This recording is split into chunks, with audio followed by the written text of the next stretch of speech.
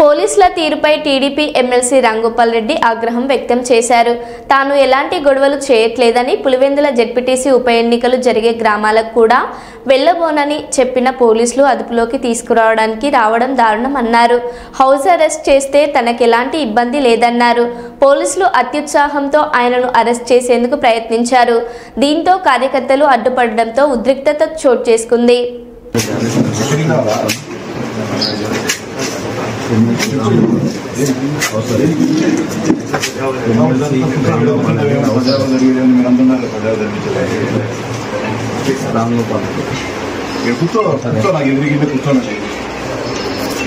ఏదైనా గొడవలు చేస్తే కదా ప్రవీణ్ వీళ్ళు ఉంటాను